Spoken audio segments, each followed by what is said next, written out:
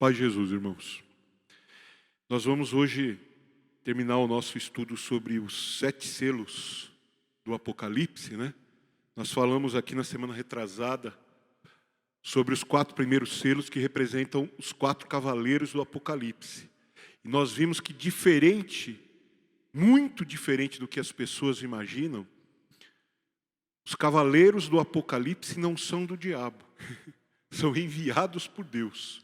São anjos enviados por Deus para fazer cumprir a vontade dele na terra durante o período de 7 anos da tribulação. Então o primeiro cavaleiro, lembrando aqui, né? O primeiro cavaleiro, o cavalo branco, o cavaleiro que está naquele cavalo que recebeu um arco e uma coroa, simboliza a ação de Deus de dar ao anticristo a autoridade e o poder para reger as nações da terra. Se Deus não desse a ele esse poder, ele não teria como. O segundo cavaleiro, o cavalo vermelho, são as guerras que Deus enviará, que vão afetar, inclusive, o anticristo. Vão afetar o mundo inteiro.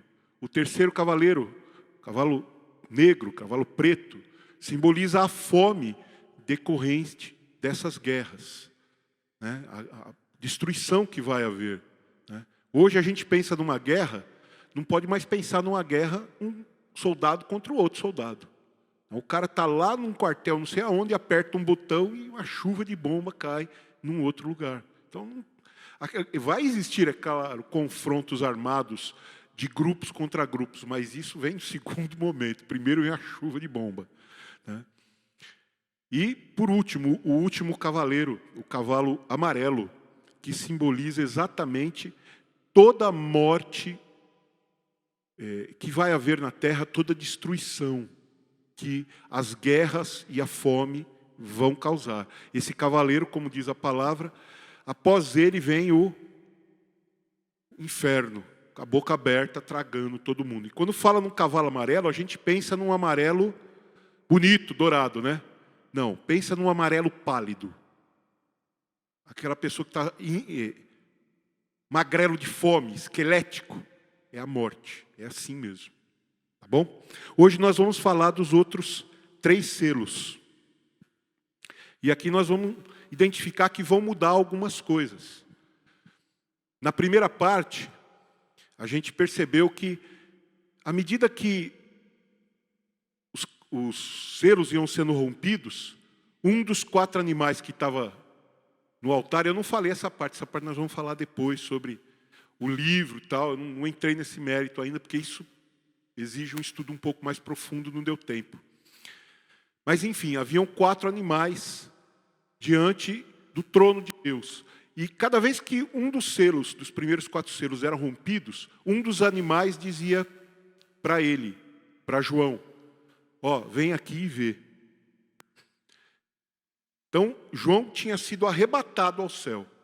Ele estava lá no céu, num arrebatamento de espírito. Então, de lá, era necessário que ele recebesse a permissão para ver o que estava acontecendo aqui na terra. Já nos próximos 3 selos, não. O desenrolar dos selos é, antes de tudo, espiritual. E ele está no céu e é lá que as coisas acontecem. Então, essa é a primeira grande diferença entre esses 2 momentos, né? Então, vamos lá. Eu vou ler o texto aqui para não ficar falando aleatoriamente. Esse texto amanhã vai estar disponível para vocês lá no grupo. Após estudarmos detidamente os 4 primeiros selos de Deus, representados nos 4 cavaleiros do Apocalipse, vamos prosseguir e analisar agora os outros 3 selos. Mas, primeiramente, vamos observar que há uma mudança no ambiente onde os eventos atuam, pois, quanto aos 4 cavaleiros, ou os 4 primeiros selos, vemos que a ação de Deus iniciada no céu resulta em mudanças na terra mediante a intervenção destes cavaleiros. No entanto, agora, o rompimento dos últimos 3 selos traz uma mudança, pois o efeito causado na terra repercute no ambiente celestial. A mudança do ambiente da terra para o céu pode ser percebida facilmente quando atentamos ao fato de que João estava no céu, pois para lá fora arrebatado em espírito. Isso está no livro de Apocalipse, capítulo 1, versículo 10. Vamos ler lá, para a gente não se perder. Diz assim: eu fui arrebatado no Espírito no dia do Senhor, e ouvi de trás de mim uma grande voz como de trombeta. E aí ele continua dizendo: o que você vê, escreve num livro. Né? Ou seja, ele estava lá no céu. Sendo, portanto, necessário que para ele observar cada selo rompido, o que cada selo rompido representaria na terra, ele ouvia um dos seres lhe dizer: vem e vê. No entanto, no quinto, sexto e sétimo selos, ele simplesmente vê, pois já estava no céu, como veremos nos textos adiante. Então, o quinto selo, Apocalipse, capítulo 6, versículo 9 e 10. Os 6 primeiros selos estão no livro de Apocalipse, capítulo 6. Só o sétimo selo que dá um salto vai para o livro, capítulo 8 do livro de Apocalipse. Então, o quinto selo, Apocalipse, capítulo 6, versículos 9 até o 11, diz assim: e havendo aberto o quinto selo, vi debaixo do altar as almas dos que foram mortos por amor da palavra de Deus e por amor do testemunho que deram. E clamavam com grande voz, dizendo: até quando, ó verdadeiro e santo dominador, não julgas e vinga o nosso sangue dos que habitam sobre a terra? E foram dadas a cada um compridas vestes brancas, e foi-lhes dito que repousassem ainda um pouco de tempo, até que também se completasse o número dos seus conservos e seus irmãos, que haviam de ser mortos como eles foram. Então, esse é o quinto selo. Nesse quinto selo, primeira coisa que a gente precisa prestar atenção: João vê, quer dizer, foi diante dele, ele estava ali. Ele estava no céu, ele estava na sala do trono, ele estava próximo do altar. E quando o selo é rompido, ele vê os mártires debaixo do altar. Certo? Então vê os mártires da grande tribulação. Aqueles que já foram mortos desde o início, do momento em que começou a tribulação. Tá certo? Não são os que morreram antes da tribulação, são os que morreram durante a tribulação. Tá? Ou seja, os cristãos que morreram neste período específico em decorrência da perseguição imposta pelo anticristo. Aqui a cena muda da terra para o céu, como eu já tinha dito. À medida que as vozes dos mártires da tribulação, em estado incorpóreo, clamam a Deus por vingança. Esta cena é, ao mesmo tempo, encorajadora e extremamente grave.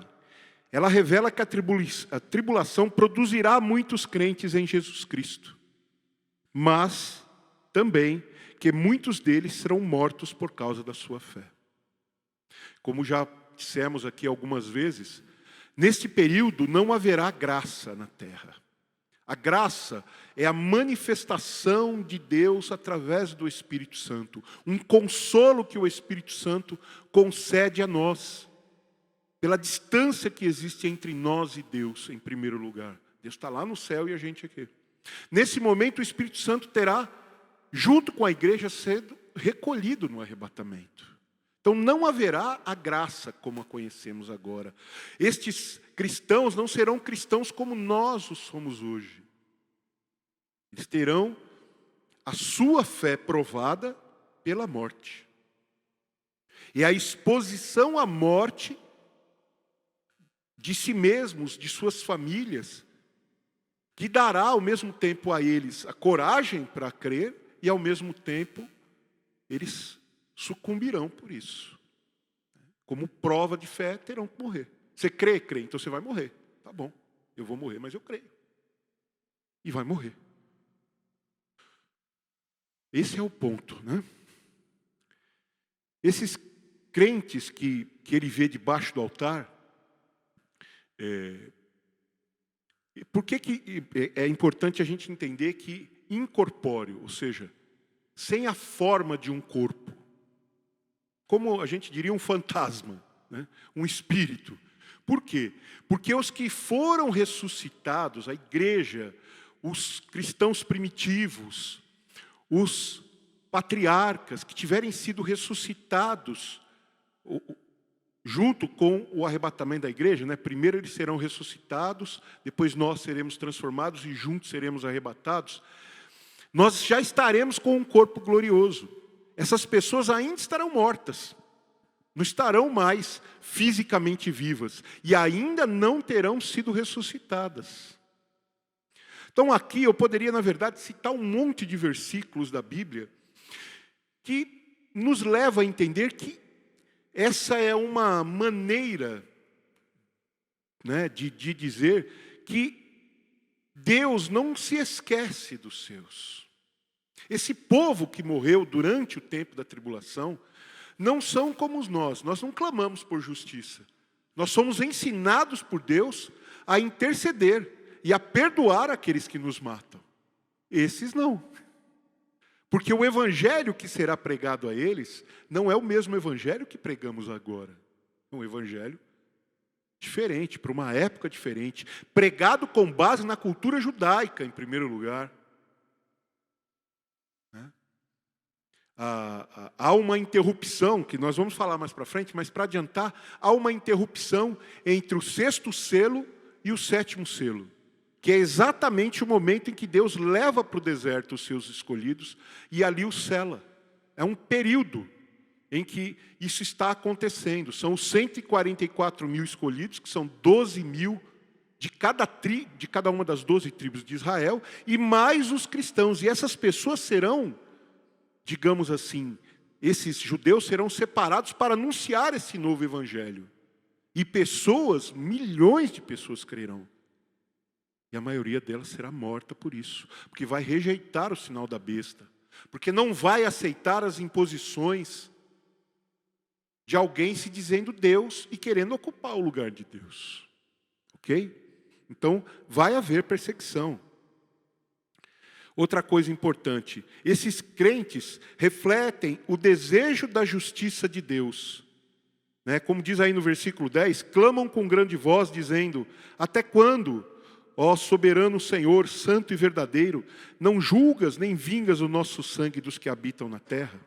É o versículo 10. Veja a diferença. Olha o que Deus diz para nós em Romanos 12, 19. Não vos vingueis a vós mesmos, amados, mas dai lugar à ira, porque está escrito, a mim pertence a vingança. Eu é que retribuirei, diz o Senhor. Então, não há na nossa boca clamor por vingança. Há um pedido de perdão. O Senhor perdoa, porque eles não sabem o que fazem. Nessa época não será assim, haverá essa diferença. E aí, quase que como uma resposta de Deus ao pedido desses mártires, é que existe o rompimento seguido do 6º selo, que está lá em Apocalipse, capítulo 6, versículos 12 até o 17. E diz assim, e havendo aberto o 6º selo, olhei, e eis que houve um grande tremor na terra, e o sol tornou-se negro como um saco de cilício, e a lua tornou-se como sangue, e as estrelas do céu caíram sobre a terra, como quando a figueira lança de si os seus figos verdes, abalada por um vento forte. E o céu retirou-se como um livro que se enrola, e todos os montes e ilhas foram removidos do seu lugar. E os reis da terra, e os grandes, os ricos, os tribunos e os poderosos, e todo o servo e todo o livre, se esconderam nas cavernas e nas rochas das montanhas, e diziam aos montes e aos rochedos, caí sobre nós, e escondei-nos do rosto daquele que está sentado sobre o trono, e da ira do Cordeiro, porque é vindo o grande dia da sua ira, e quem poderá subsistir? Então, em primeiro lugar, este selo, né, a ação deste selo, ela representa Deus atendendo o clamor daqueles mártires. Representa Deus lançando o seu juízo de uma maneira profundamente impactante sobre a terra. Nesse momento, até então, as coisas que as pessoas terão visto serão humanas.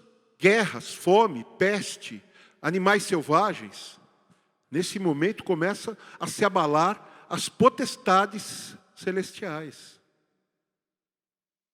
Alguns escritores entendem que essa visão de João é uma decorrência dos efeitos causados pelos cavalos, dos 4 primeiros cavaleiros, né? Pela guerra, pela fome, pela destruição que já terá sido causada. Porém, eles esquecem que as estrelas serão abaladas. É claro que quando se fala de estrelas, não é que um planeta vai cair aqui, né? Porque a estrela, na verdade, é um planeta brilhante como o nosso Sol. São meteoros, meteoritos, né? São meteoros que, quando entram na nossa atmosfera, viram meteoritos, né? Pedaços de planeta, pedaços de rochas que vão ser lançados aqui. É que se lançar uma estrela, por exemplo, o Sol, a Terra perto do Sol, 150 vezes, não é isso? 150 vezes o tamanho da Terra. Então a Terra ia sumir antes de chegar perto. Então qualquer estrela que fosse lançada seria maior do que a Terra, né? Então é uma maneira dele dizer que serão os corpos celestes serão abalados, serão impactados pela ação de Deus. Pedaços da Lua e de outros planetas vão ser jogados aqui, né? Um grande terremoto, né? E um grande terremoto provoca em seguida maremoto, né? Um tsunami para todo lado. Então imagine a devastação, né? A terra e o céu começam a reagir à mão de juízo de Deus. Um poderoso terremoto rearranja as montanhas e as ilhas, em conjunto com catastróficas perturbações solares e lunares, à medida que Deus abala os céus e a terra. Se a gente der uma olhadinha no livro de Safonias, quem já ouviu falar de Safonias aí? Depois do livro de Miqueias, Abacuque, vem Safonias, um pouquinho antes de de Ageu. É um livro antes de Ageu. Safonias, capítulo 1, versículos 14 e 15. Fala do dia do Senhor. Diz assim: o grande dia do Senhor está perto. Sim, está perto e se apressa muito. Amarga é a sua voz, a voz do dia do Senhor. Clamará ali o valente. Aquele dia será um dia de indignação, dia de tribulação e de angústia e de alvoroço e de assolação, dia de trevas e de escuridão, dia de nuvens e de densas trevas. Quando Jesus, lá no livro de Mateus, capítulo 24, ele faz a sua descrição daquele período para o judeu, e nós precisamos entender, Mateus 24, 25, fala de como será esse tempo para o judeu, não para a igreja, tá certo?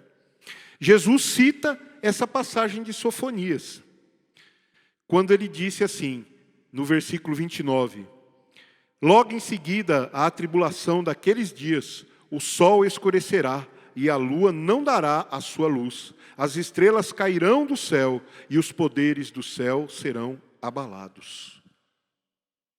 Então, vejam que Jesus já avisou para esse povo. Nós não podemos esquecer em momento algum que o Apocalipse, biblicamente falando, é o período da restauração de Israel. Apocalipse não, a tribulação, né?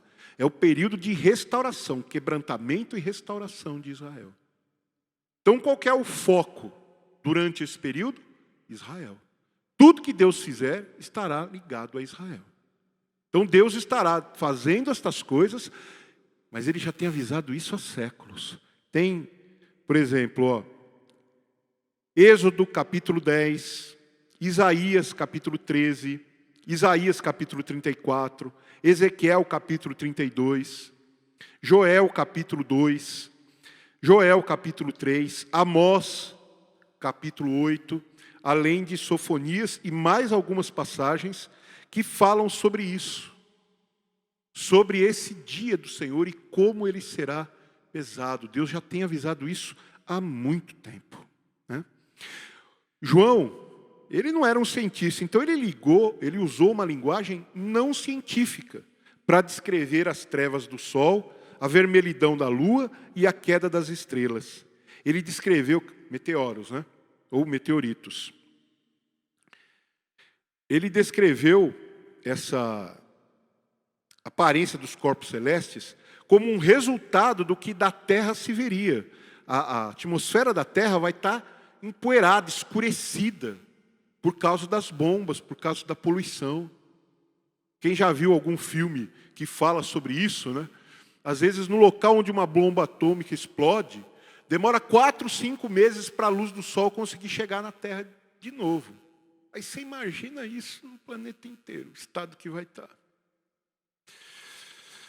Não é? Então, é uma maneira dele descrever, né?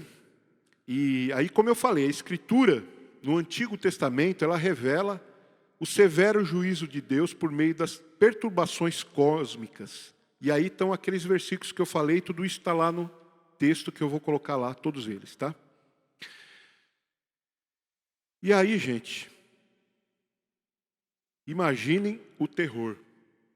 As pessoas vão se esconder nas covas, nas cavernas, nos buracos que eles acharem nas montanhas, pedindo às montanhas que os cubram. Se a montanha cobrir, o bicho vai morrer. Mas é isso que eles querem. Eles vão querer morrer para não ter que ver a ira do Cordeiro. O que eles não entendem é que a ira do Cordeiro só começa ali. Ela termina, na verdade, no eterno lago de fogo e enxofre, onde serão condenados todos aqueles que não creem em Deus. Tem gente que não enxerga, e às vezes a gente mesmo quando fala, não dá essa dimensão a vocês. Essa tribulação terrível que vai acontecer sobre a humanidade, não é o final. Porque não é porque essas pessoas morreram ali, que elas estão quites com Deus. Elas serão julgadas e lançadas no lago de fogo e enxofre. Imagina o terror. Não vai sobreviver um governo humano. A terra como a conhecemos não vai existir mais. Além da fome, das doenças. Animais selvagens atacando seres humanos. Porque eles não terão outra coisa para fazer. Hoje o rato invade e come a sua despensa. Se você não tomar cuidado. E quando não houver mais despensa? Então, nesse ponto, o terror tomará conta dos líderes mundiais, que ficarão impotentes para impedir essas calamidades. A humanidade tentará em vão esconder-se da ira do Cordeiro, porque chegou o grande dia da ira deles. Apocalipse 6, 16, que a gente leu agora. A humanidade testemunhou breves explosões da ira de Deus, tais como aquela quando ele destruiu Sodoma e Gomorra, por causa do pecado das duas cidades. Está lá em Gênesis 18, 20 e 19, do 24 ao 25. E também quando ele executou Ananias e Safira, porque mentiram. Atos capítulo 5, do versículo 5 ao 10. Eu vou ler desde o primeiro versículo, porque aí a história fica clara aqui para vocês todos, né? Diz assim: mas um certo homem chamado Ananias, com Safira, sua mulher, vendeu uma propriedade. E reteve parte do preço, sabendo-o também sua mulher. Então, levando uma parte, a depositou aos pés dos apóstolos. Disse então Pedro: Ananias, por que encheu Satanás o teu coração, para que mentisses ao Espírito Santo e retivesses parte do preço da herdade? Guardando-a, não ficava para ti, e vendida, não estava em teu poder? Por que formaste esse desígnio em teu coração? Não mentistes aos homens, mas a Deus. E Ananias, ouvindo estas palavras, caiu e expirou. E um grande temor veio sobre todos os que isso ouviram. E levantando-se os moços, cobriram o corpo e, transportando-o para fora, o sepultaram. Passado um espaço de quase 3 horas, Entrou também sua mulher, não sabendo o que havia acontecido. E disse-lhe Pedro: dize-me, vendestes portanto aquela herdade? E ela disse: sim, portanto. Então Pedro lhe disse: por que é que entre vós vos concertastes para tentar o Espírito do Senhor? Eis aí à porta os pés dos que sepultaram o teu marido, e também te levarão a ti. E logo caiu aos pés e expirou. E então os moços acharam-na morta e a sepultaram junto do seu marido. E houve grande temor em toda a igreja e em todos que ouviram estas coisas. Essa passagem, né, só para abrir um parênteses aqui, isso não ficar perdido, né, no vácuo. Isso não aconteceu porque eles deram parte do preço. Isso aconteceu porque eles criaram um enredo para parecer que estavam agradando a Deus como Deus havia ensinado, porém o coração deles reteve uma parte de uma maneira perniciosa, de uma maneira mentirosa, de uma maneira enganosa. Se eles tivessem dito: olha, nós vendemos terreno, guardamos a grana, mas está aqui uma oferta, estava tudo bem. Se eles quisessem entregar tudo, não quisessem entregar nada, estava tudo bem. O problema aqui é a mentira com a intenção de parecer. Isso Deus não aceita. E isso ficou registrado, não porque Deus vai fuzilar você na hora, não é isso. Mas porque esse é o tipo de mentira que condena no juízo. Isso não é aquela mentira que você está ali numa roda de amigos e um fala uma besteira, outro fala outra, e você, para não ficar atrás, conta uma maior. Isso é, né, bobagem. Isso Deus não leva em conta. O que Deus leva em conta é a mentira com a intenção de enganar, de criar uma falsa aparência, de criar um certo status para você, quando na verdade você está sendo mentiroso. Né? É usar uma máscara. É isso que esse capítulo representa. E por quê? Né? Voltando agora para o texto, né? Esses pequenos vislumbres de como Deus é justo. Ele não é só santo, Ele é justo. E às vezes a justiça dele é uma pancada. Por que que isso não fica grudado na gente? Por que que as pessoas até hoje dizem: não, Deus é pai, não é padrasto, Ele vai salvar todo mundo? Quando a Bíblia diz que não será assim. Porque nós estamos acostumados a ver uma atitude cheia de paciência da parte de Deus. Deus é extremamente paciente conosco. Longânimo, como diz a palavra. Mas a gente não pode se esquecer que o seu atributo de justiça é tão importante quanto o seu atributo de santidade. Ele tanto é santo quanto é justo. Ele tanto ama quanto executa juízo. E nesta época é que isto será visto com toda a profundidade necessária. As Escrituras são claras a afirmar que Deus é tanto misericordioso quanto justo. Seu amor e sua misericórdia nunca amainam a sua justiça. Nunca diminui. Naum, capítulo 1, versículo 2. O Senhor é Deus zeloso e vingador. O Senhor é vingador e cheio de furor. O Senhor toma vingança contra os seus adversários e guarda a ira contra os seus inimigos. O versículo 3 é um pouquinho mais conhecido. O Senhor é tardio em irar-se, mas grande em poder, e ao culpado não tem por inocente. O Senhor tem o seu caminho na tormenta e na tempestade, e as nuvens são o pó dos seus pés. Então, não se engane.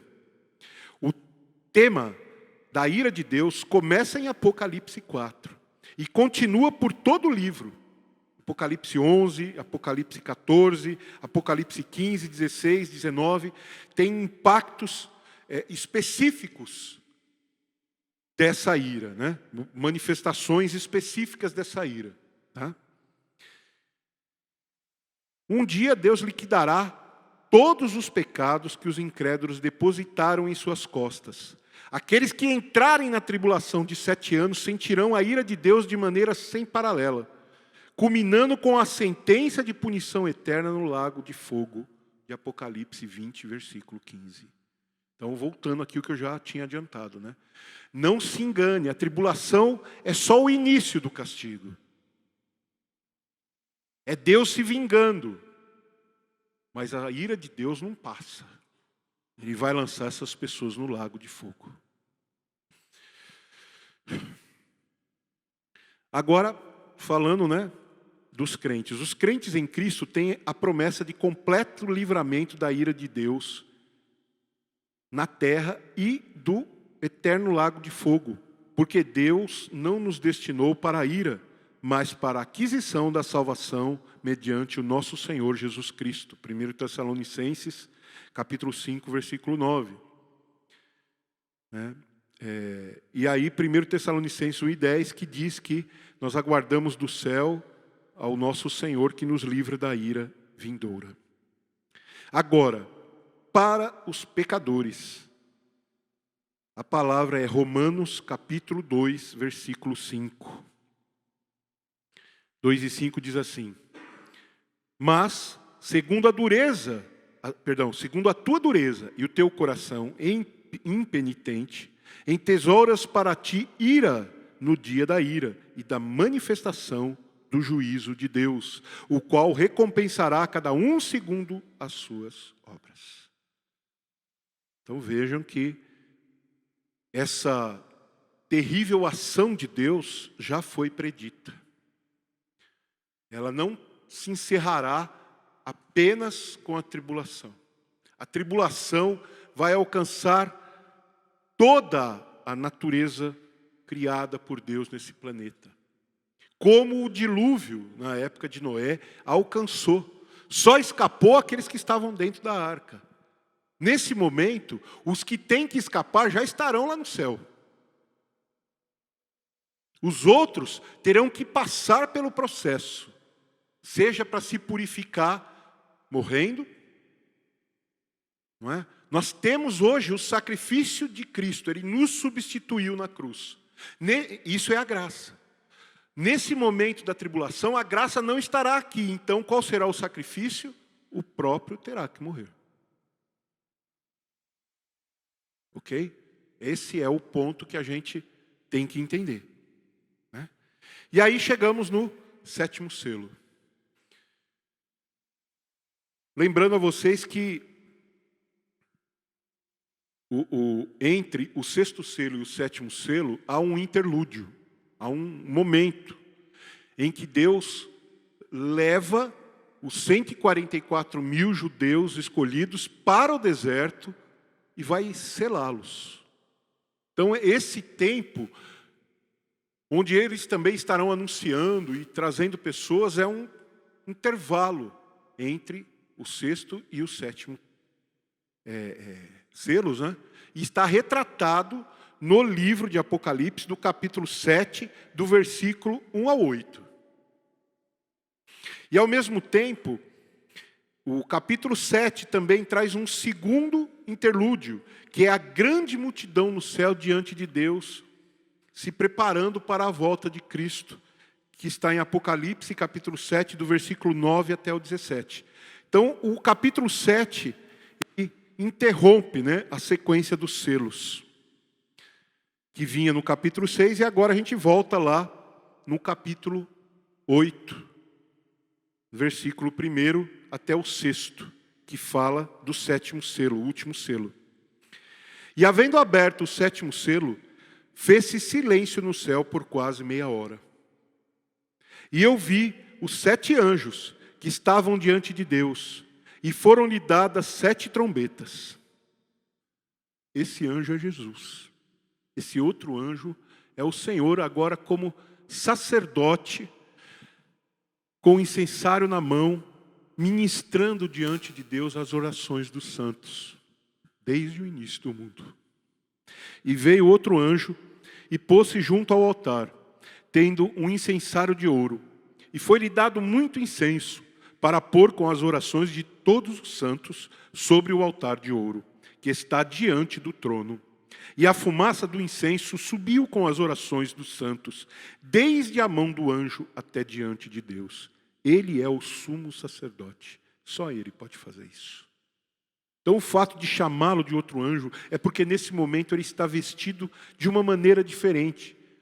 E ele vai aparecer em outros momentos, com outras funções. O livro de Apocalipse ele é muito simbólico, e nós vamos falar mais dele de várias maneiras aqui, para o judeu. Lembra o que eu falei? Todo esse período é focado no judeu. A visão que João recebeu não é da igreja. A igreja aqui são os santos que já estão lá. A visão que ele recebeu é do conteúdo judaico que vai existir vai voltar a existir e estar em pleno funcionamento durante esse período. E lá no céu nós vamos descobrir que nós somos judeus. Desde pequenininho, porque o céu é judaico. O templo que Moisés viu, que ele copiou, era judaico. O templo que foi erguido era judaico. Nós vamos descobrir que nós somos judeus desde criancinha, só que judeu de verdade. O judeu cristão, e não o judeu que se apegou à lei e esqueceu de olhar para o Deus Altíssimo. E o anjo tomou o incensário e o encheu do fogo do altar, e o lançou sobre a terra, e houve depois vozes, e trovões, e relâmpagos, e terremotos. E os 7 anjos, que tinham as 7 trombetas, prepararam-se para tocá-las. Então veja que o 7º selo começa com o silêncio. Igual aqui agora. Se cair uma agulha, dá para ouvir. Todos os outros selos trouxeram uma ação imediata. Algo aconteceu. O 7º selo é silêncio absoluto. Absoluto silêncio. Por quase meia hora. E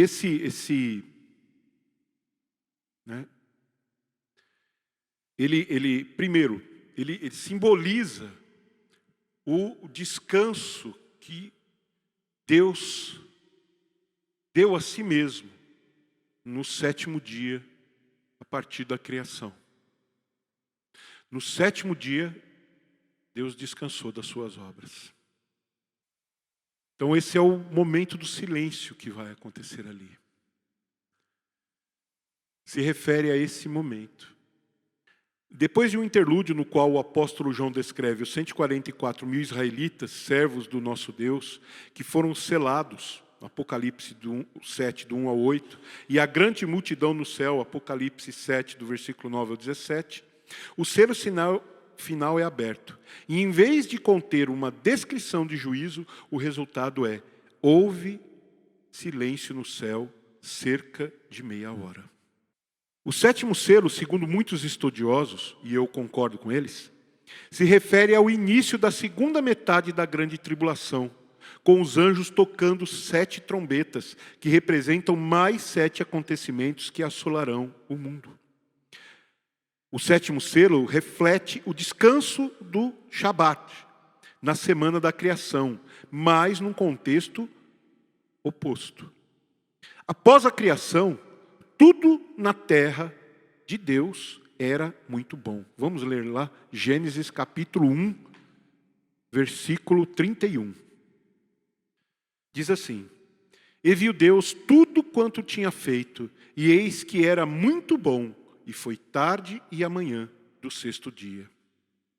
E aí, o 7º dia, o dia de descanso, né? Continua aí no capítulo 2, versículos de 1 a 3, diz assim: Assim os céus, a terra e todo o seu exército foram acabados. E havendo Deus acabado no dia 7º a obra que fizera, descansou no 7º dia de toda a sua obra que tinha feito. E abençoou Deus o dia 7º e o santificou, porque nele descansou de toda a sua obra que Deus criara e fizera. Quando eu digo que está num contexto oposto, imagina a terra nesse momento. Tudo na terra está longe de ser bom, né? Está tudo destruído, as pessoas sofrendo. a terra revolvida, os mares, alguns secos, outros viraram sangue. São coisas que vão acontecer aqui. Não tem nada de bom na terra. Mas por quê? Porque num primeiro momento a terra estava como Deus havia feito. Mas os homens não creram em Deus, então Deus se retirou. E a terra sem Deus é isso, um lixo. O planeta inteiro estará sofrendo sobre a maldição do pecado e do decreto de Deus. Voltando em Gênesis, agora no capítulo 3, versículo 17, diz assim. Eu vou ler só esse trecho para ficar claro, né? E a Adão disse: porquanto destes ouvidos à voz da tua mulher, e comeste a árvore de que te ordenei, dizendo, não comerás dela, maldita é a terra por causa de ti. Com dor comerás dela todos os dias da tua vida. Espinhos e cardos também te produzirá, e comerá a erva do campo. No suor do teu rosto comerás o teu pão, até que te tornes a terra, porque dela foste tomado, porquanto és pó, e em pó te tornarás. Maldita é a terra por tua causa. Por causa do homem, a maldição do pecado não vai ser só sobre ele, vai ser sobre toda a natureza. O silêncio é uma pausa antes do derramamento adicional da ira de Deus através das 7 trombetas, como veremos futuramente. Queria, para encerrar esse texto, a gente ler Salmo, capítulo 83, do versículo 1 ao 5 só. Ó Deus, não estejas em silêncio, não te cales, nem te aquietes, ó Deus, porque eis que teus inimigos fazem tumulto, e os que te aborrecem levantaram a cabeça. Tomaram astuto conselho contra o teu povo, e consultaram contra os teus escondidos. Disseram, vinde e desarraiguemo-los, para que não sejam nação, não haja mais memória do nome de Israel. Porque consultaram juntos e unânimes, e eles se unem contra ti. Não é o que vai acontecer nessa época? Todas as nações não se voltarão contra Israel, a última sementinha de Deus na terra, e vão tentar destruí-lo.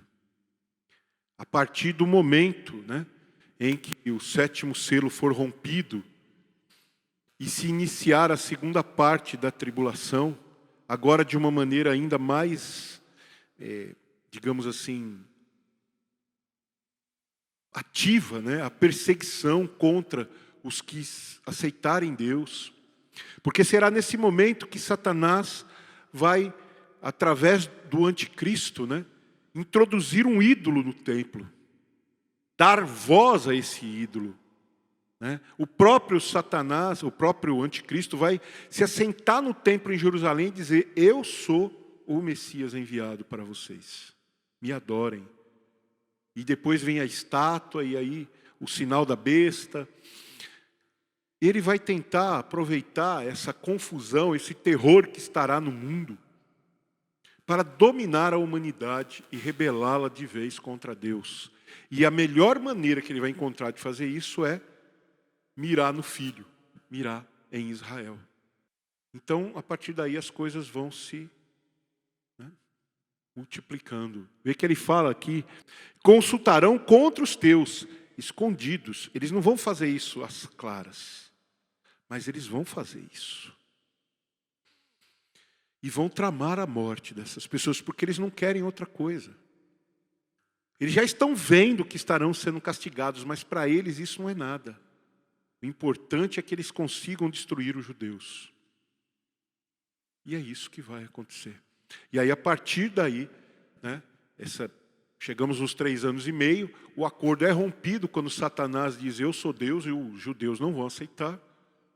E aí, a perseguição deixa de ser encoberta e se torna uma perseguição às claras. Até chegar na batalha lá do Armagedon. Então, os 7 selos, eles representam esse início desse processo terrível do derramamento da ira de Deus. Satanás achará que estará reinando, mas na verdade ele estará servindo a Deus, porque é um momento de castigo. Ele será um instrumento de vingança de Deus contra os israelitas que não o aceitaram. E ao mesmo tempo será um instrumento de Deus contra os povos, porque os povos se levantarão contra os judeus e os judeus vão matar milhares de pessoas. A gente vê lá em Zacarias, a palavra de Deus diz que naquele dia Deus transformará os abatidos em guerreiros poderosos. E um israelita vai dar conta de 10, vai ser até o momento da volta do Senhor, muitas águas vão rolar. E nós temos muito para estudar. Como eu disse, à medida que a gente lê e a gente vai se aprofundando nessas coisas, a gente vai vendo a maravilha com que Deus vai nos libertando, né? O quanto é terrível esse tempo. Mas não é terrível porque Satanás estará solto na terra. Será um momento terrível porque Deus estará agindo contra a humanidade rebelde. Não é Satanás que é poderoso, é Deus que dá a ele autoridade. É Deus que provoca a guerra por onde ele passa. Deus é o Senhor da guerra, o Senhor dos exércitos. Quando Ele faz guerra, não tem como ficar alguém de pé do outro lado. E é isso. É desse período que Jesus morreu para nos libertar. A gente vai estudar sobre o livro. O ponto mais importante de capítulo 4, capítulo 5, é quando o cordeiro que foi morto, Jesus, é o único que tem autoridade, que tem santidade, que tem dignidade em si mesmo para romper os selos e iniciar esse processo. Quando esteve na terra, Jesus disse que o Pai a ninguém julga, mas deu ao Filho autoridade e poder para julgar. Isso é o poder de abrir o selo. Esse livro simboliza o juízo de Deus que será derramado sobre a humanidade. Esse juízo vem sendo preparado desde que Deus criou o homem. Lá no Jardim do Éden, nós lemos um pedacinho aqui. Deus amaldiçoou a terra por causa do homem. E Deus vai destruir a terra por causa do homem. Por causa do pecado do homem, que não se arrepende. Vocês viram, nós lemos aqui, os grandes e os pequenos, os ricos e os pobres, os servos e os livres, todos eles vão procurar as cavernas da terra para se esconder. Dizendo às montanhas, caiam sobre mim para me esconder da ira do cordeiro. Vendo tudo isso, eles não vão se arrepender. Eles vão se endurecer. Eles vão se sentir afrontados. Como Deus pode fazer isso comigo? Como o céu pode cair na minha cabeça? Como? Então, nós estamos aqui, como eu já disse, aprendendo essas coisas, em primeiríssimo lugar, para que a gente tenha uma capacidade de gratidão a Deus muito maior do que temos até aqui. Quando a gente lê, quando a gente falar de Jesus, a gente entenda do que Ele nos livrou. O tamanho do pepino que iria cair sobre nós. E quando eu falo sobre nós, às vezes eu estou dizendo seu filho, seu neto. Porque você está de pé e intercede. Deus vai livrar o seu filho e talvez até o seu neto. Talvez, como ele diz lá em Êxodo, né? Até a terceira, até a quarta geração daqueles que o servem. Deus vai procurar maneiras de trazer essas pessoas. Vai insistir com elas. Para que elas não passem por esse momento. Porque aqueles que passarem só terão uma chance de não serem condenados no lago de fogo e enxofre. É morrendo aqui por confessar crer em Jesus. É a única forma. Às vezes a gente fala, né, e escuta as pessoas falar, se não vem pelo amor, vem pela dor. Não. A dor será neste tempo. Enquanto estamos na graça, é por amor. Até uma doença é uma maneira de você ser trazido para Deus. E eventualmente Deus coloca pessoas numa cama para que ela ali, sem ninguém do lado, sem poder se levantar, sem poder se mexer, sem poder falar, sem poder nem pensar direito, ela volte sua mente para Deus e seja salva. Falei aqui da minha tia, o que aconteceu com ela. Enquanto eu não fui lá e não abaixei eu de um lado e a Flávia do outro no ouvido dela.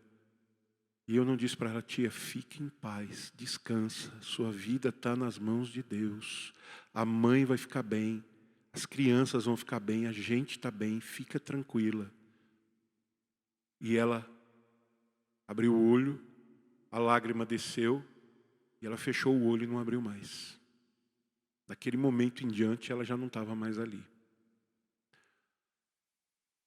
Por que Deus fez isso? Porque Deus lá do céu olhou e viu coisas na vida dela, que ela fazia como alguém que não sabia o que era certo e o que era errado. Mas ela foi, como diz a palavra, né? Os que sem lei pecaram, sem lei serão julgados. Mas os que sem lei agiram da maneira correta, também serão valorizados. Aquilo que a pessoa coloca como lei para os outros, às vezes é a lei que ela cumpre, ela vive do jeito que ela falou. E dentro disso, às vezes Deus olha e vê uma pessoa sendo caridosa, sendo misericordiosa, um monte de coisas que às vezes a gente não é.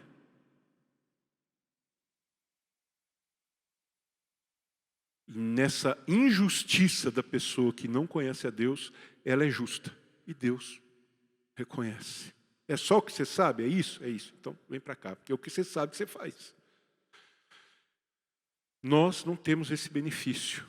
Ou nós cremos em Jesus e somos justificados pelo sangue dele. E isso muitas vezes significa dizer não para nós mesmos. Ou não tem outra forma. Porque os que já foram iluminados não têm um outro sacrifício.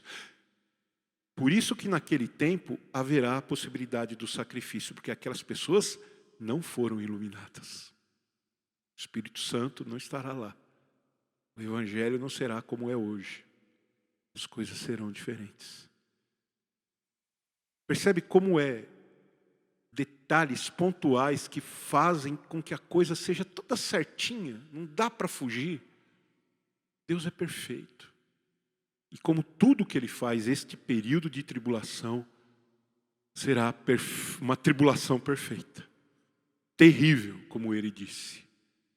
Se aqueles dias não fossem abreviados, ninguém se salvaria. Mas por causa dos escolhidos, aqueles dias serão abreviados. O que isso quer dizer? Quer dizer que até o último momento, Deus vai ter misericórdia do seu povo Israel e daqueles que, com o risco da própria vida, invocarem o seu nome. E glória a Deus por isso. Amém?